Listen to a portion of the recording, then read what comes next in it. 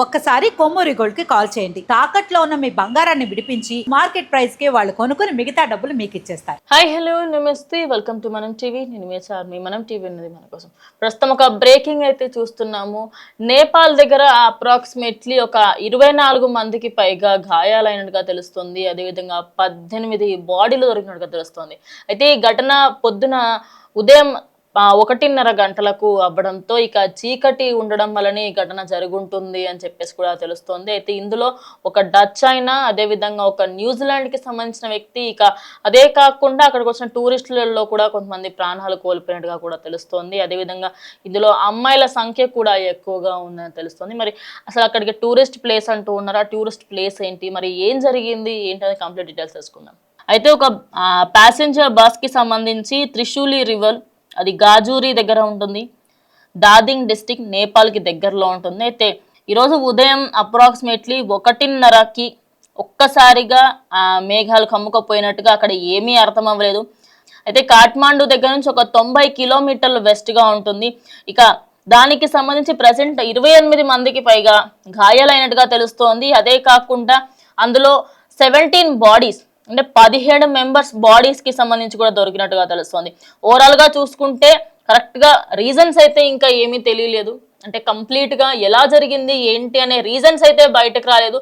కానీ ఒక్కసారిగా ఆ టైంకి, అంటే 1:30 అంటే ఖచ్చితంగా చీకటి ఎక్కువగా ఉంటుంది. సో ఆ చీకటికి సంబంధించి ఖచ్చితంగా ఏదైతే ఆ ఏరియాలో ఆ టైంకి ఎలా ఉంటుంది, ఆ ఏరియానే కాదు మార్నింగ్ టైమ్స్లలో ఆ మంచు, అదే విధంగా ఫాగ్ ఏదైతే ఉంటుందో మరి అక్కడ ఒక్కసారిగా ఏమైందో ఏంటో తెలియదు.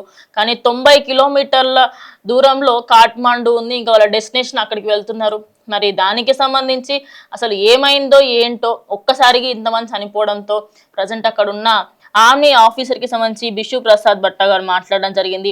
అయితే ఆయన చెప్పుకొస్తుంది ఏంటి అంటే, అక్కడ దగ్గరలో ఉన్న డిఫరెంట్ హాస్పిటల్ కి కూడా మేము తీసుకువెళ్ళాము. నేపాల్ కి సమీపంలో ఉన్న అదేవిధంగా ఆర్మీకి సంబంధించిన హాస్పిటల్ కూడా తీసుకువెళ్ళడం జరిగింది. అంటే వెంటనే ఇక్కడ వాళ్ళకి సహాయక చర్యలు అందించాలి అని చెప్పేసి మా సైడ్ నుంచి మేము ఎంతగానో ప్రయత్నించాము.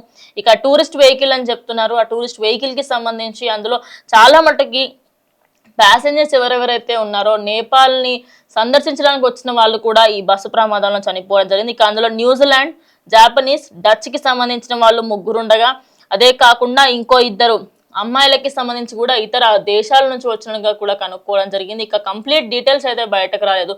అంటే ఫాగ్ వల్లనే అయిందా, లేకపోతే స్పీడ్ ఏమైనా తప్పిందా, లేకపోతే అడ్డంగా ఏమన్నా వచ్చిందా ఏంటా అనేది ఇంకా కంప్లీట్ డీటెయిల్స్ బయటకు రాకపోయినప్పటికీ కూడా ఓవరాల్ గా చూసుకుంటే 18 మంది ఇప్పటికో చనిపోయినట్టుగా తెలుస్తుంది. ఇక 24 మందికి పైగా గాయాలైనట్టుగా కూడా తెలుస్తుంది.